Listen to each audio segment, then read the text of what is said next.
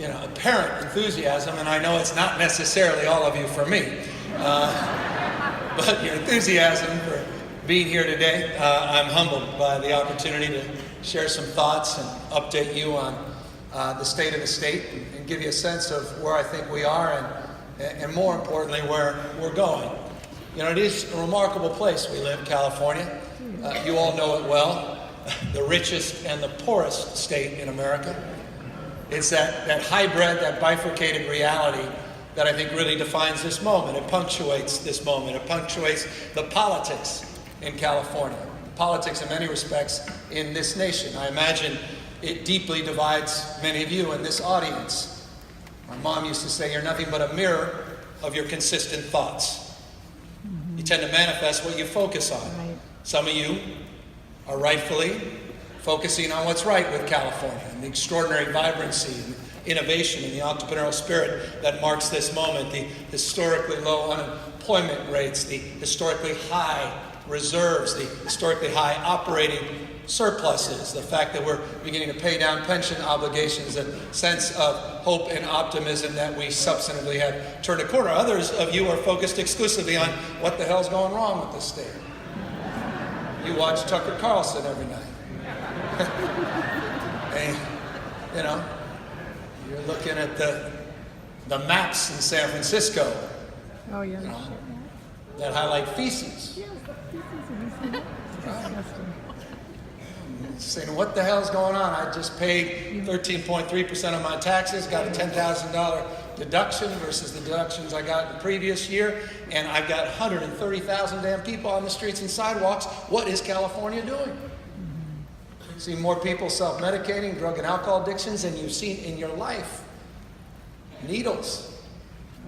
People out there in tents in unprecedented numbers. You're saying, what is going on with this state? Why can't we fix this? Why can't we afford to live here?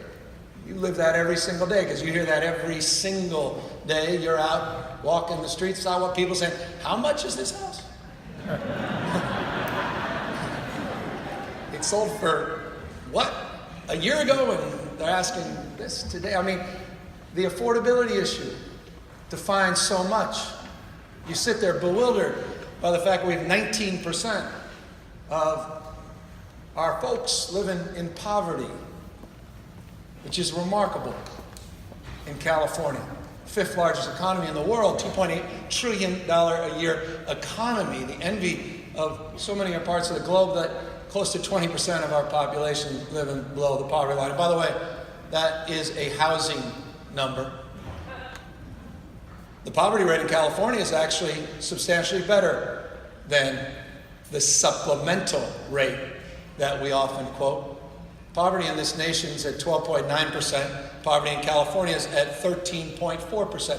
Marginally higher unless you consider the only thing you have to consider, which is cost of living. That's where you get the 19% poverty rate, the supplemental poverty rate. That's a housing issue. And that's what I know drives many of you to this moment and to your calling. Some of you careers, others your job. And by the way, something else my mom taught me. She said, jobs are nice things, they pay you. Careers give you status, but callings give you meaning. I hope the majority of you have found your calling, found your meaning and purpose. So what do we do about this? How do we address these trend lines of 30 plus years that are now, glaring headlines and address these things with a sense of urgency that this moment demands? Because it's an interesting fact. You have two dreams, the American dream and the California dream. With all due respect, there's no Kansas dream. Forgive me, there's a new governor, it may change, but it's an interesting fact. There's no other state attached to a dream. It's interesting, right? The California dream. But what is it predicated on? One thing, this, social mobility. And we put so much sand in the gears of social mobility that truly the dream is in peril. I don't think it is wrong to call this moment a crisis moment. I think we're lazy with that term or word, and I don't like to use it often, but I think we are in a crisis. Crisis of confidence, crisis of affordability. The California dream is in legitimate peril. When the headlines of so many of the news networks are the U-Haul trucks going to not just Austin, Texas, but, Nashville, Tennessee, Portland, Oregon, Seattle, Washington. That suggests something ain't right. And it suggests we've got to do more to address this issue. We are 49th, you know this, 49th out of 50th in per capita housing units. This is not that complicated. This is about Econ 101. It's called supply, demand. We are not building enough supply to meet the demand. So we're as dumb as we want to be. We are. I saw a billboard, by the way, down on the 405. Any of you been down on the 405? I don't need to say much more. So, there's this billboard. It says, "You're not stuck in traffic."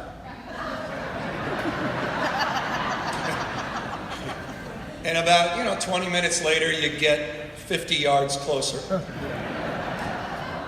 And you realize there's something else in parentheses below that blazing headline. You're not stuck in traffic. In parentheses underneath, in small type, it says, "You are traffic." Right? Yep. Just think about that next time you call your wife or husband. "I'm sorry I'm late, I'm in traffic." "No, honey, you are traffic." But what is that billboard saying? And why am I even bringing it up? It says nothing more than this: society becomes how we behave. We are our behaviors. The world we're living in happened on our watch. Our watch. Society becomes how we behave. Not conditions, it's decisions. The decisions we deferred, we delayed, or denied that have created this moment. We created this moment. We made decisions. We chose not to increase housing production. We chose not, with a sense of urgency, to address this issue 30 years ago, 20 years ago, 10 years ago. We chose to deny the acuity of this crisis or delay a response to this crisis because it's hard. It's hard to have a CEQA conversation in Sacramento. It's hard to have land use conversations.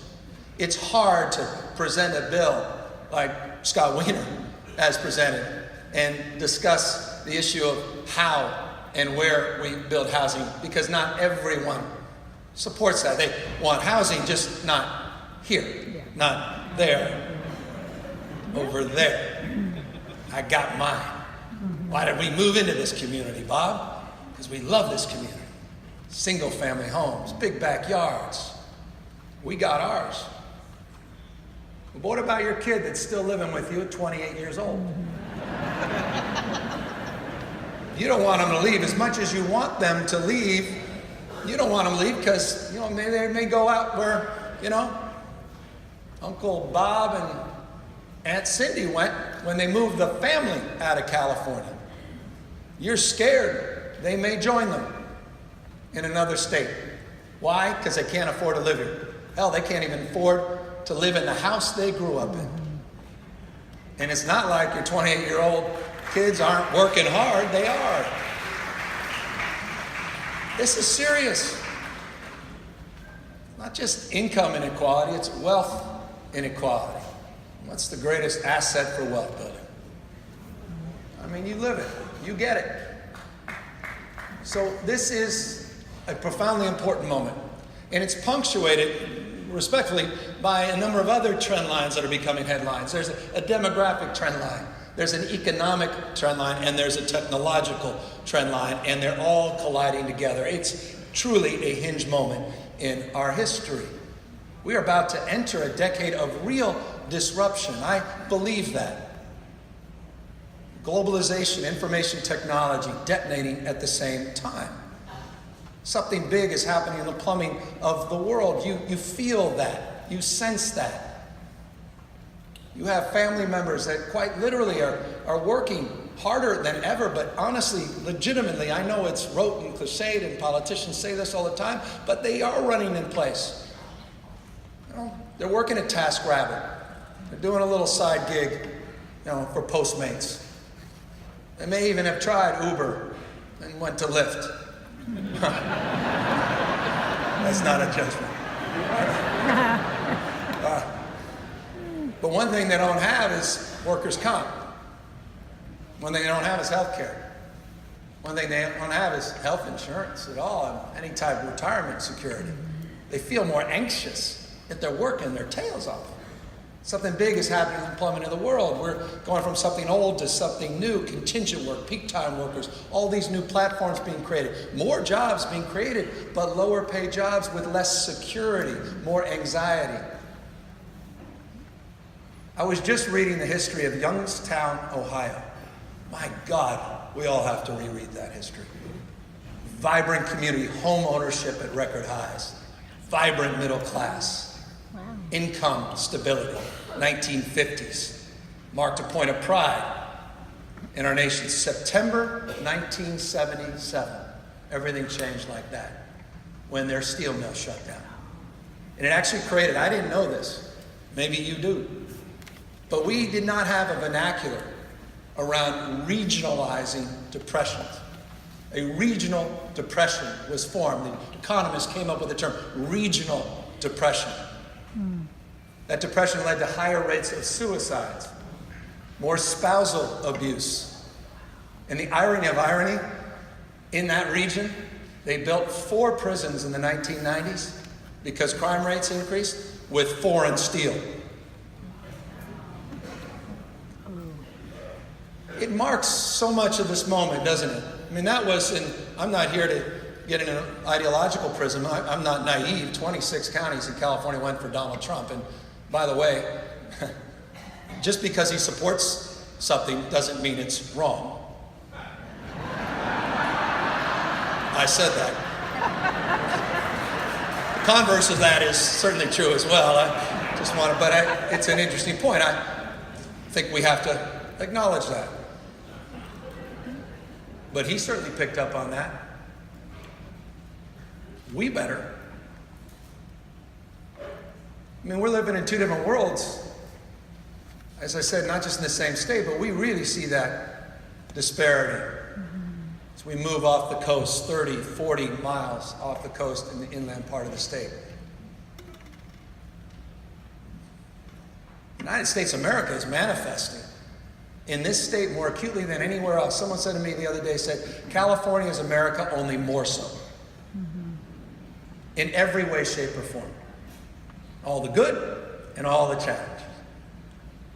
I also said California is where the future happens first, which is an important point as well. So, if it was decisions that brought us to this point, it's decisions that could get us out of this moment. And that framework, I think, comes from this paradigm. I am, for what it's worth, and I'm not campaigning here, but I just want you to know who you're dealing with for the next, till you recall me or get rid of me, who you're dealing with the next few years. I am not a redistribution Democrat. I am a pre-distribution Democrat. I don't begrudge other people's success. I admire it, and it enlivens me to see and witness success. I think that's a positive affirmational frame. But for me, it's about growth and inclusion. And I say that, and I think vast majority agree, regardless of your political stripes. I'm a person, as you may know, I have 23 small businesses. I didn't get these inherited. Someone else didn't create these. I put pen to paper, quite literally pen to paper. Wrote business plans, managing general partner, restaurants, hotels, wineries, all up and down the state in 8 different counties. And I'm not saying that to impress you, but to impress upon you a passion for entrepreneurialism and business creation. But I will also say this, businesses cannot thrive in a world that's failing. Right. Businesses cannot thrive in a world that's failing. More income inequality, less consumer spending. Has an impact on growth.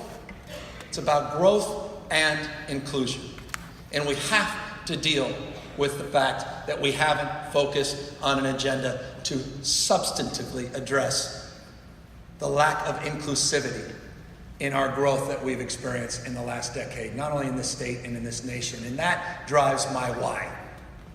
That drives my focus, my energy, and I hope it drives yours as well, because I think each and every one of you intimately understand that relationship. More consumer spending, a more vibrant middle class, higher commissions. Not necessarily gross commissions, but in the aggregate. More sales. More property being transferred. More transaction taxes and allow us to invest in our growth. Virtuous circle. And so I want you to know we are deeply committed to trying to address these issues in a comprehensive way. And I want to just thank you. I'm not going to belabor your time or take more of it. But I want to thank all of you for your passion, for your faith and devotion to the cause of this state. You wouldn't be here unless you gave a damn about this state. You want to come up to Sacramento in the middle of summer unless you cared. And I just want to express that deep appreciation. I say about this world, you know, a lot of people just think they're bystanders in the world, that the future is just something to experience. And there's organizations like the REALTORS that recognize you have agency. And I emphasize the word agency in this room, where you can shape the future. The future is something to manifest. It's inside of you, not in front of you. Again, decisions that determine that fate. So let us step up our game and get serious. No longer building 100,000 housing units on an annual basis. Let's start building 300,000 to 400,000 housing units on an annual basis. Start to catch up. Let's continue, as your board of directors has been doing, to work with our labor partners, to work with the environmental community. Let's see if we can actually achieve the unimaginable, the unachievable, and that is some deal on CEQA to address some of these issues. I think it's possible with your support. You guys are engaged in that conversation. Let's continue our efforts to focus on affordability. Let's continue to focus on that issue above every other. It's not just housing, it's healthcare, it's education, it's all these issues that are driving this moment. And let us continue to work in enlightened partnership. California is unique at this moment. All that division, all that consternation, all that negativity, folks waking up every day to put a crowbar in the front wheel of the spokes of the other party in Washington, D.C. And you know what? For all of our division, all our consternation, you know what? When we did a migrant shelter down in San Diego, and I'm not getting deep in immigration, but I thought this was interesting, with legal asylum seekers, with these mothers and their kids, California, unanimously, every Republican, not just every Democrat in this state, said, you know what? We don't feel good about putting people on the streets and sidewalks at a Greyhound bus station. We're going to at least give them the dignity of an opportunity to get a hot meal and then figure out their next steps. That happened in California. This is a special place, working across our differences. That matters. And by the way, you're living in a state, 27% of us are foreign born. Living in a country, less than 14%. Oh, wow. Talk about the future happening here first. You saw what happened in that synagogue. There's 79 active hate groups in California that we know of. What's happening in our mosques? We're better than that. People look to us. People all around the world look to us to see it's possible to live together, advance, and prosper together across every conceivable and imaginable difference. We're a universal state. We practice pluralism. I know this is tough for many of you. I know it's tough for many of your clients.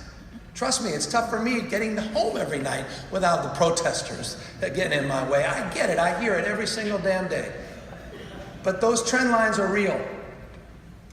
And we have a unique responsibility not to tolerate each other, but to celebrate each other. Because one thing I know, and I'll end with this, and I'll get off my damn high horse. Having spent half my life in Placer County, one of the reddest counties in California, and the rest of the half of my life in San Francisco, one of the bluest counties in California. My San Francisco friends.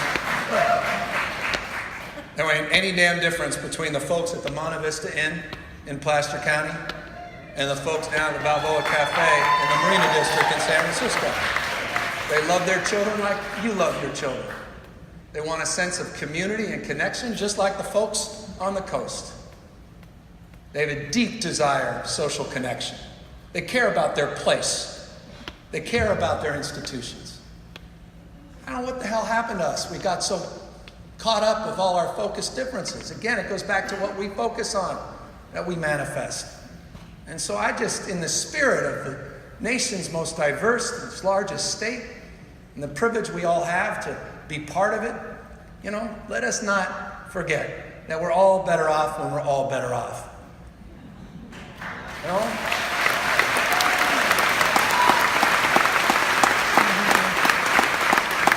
And as a guy who went to a good Jesuit university, you thought that ended with Jerry Brown? Sorry, you're going to get 4 more years of it. The Bible teaches us we're many parts, but one body. Right? When one part suffers, we all suffer. Dr. King picked up on that. We're all bound together by a web of mutuality. It's in that spirit. You want to go fast, realtors? Go alone. But if you want to go far, let us go together. Thank you all very, very much for being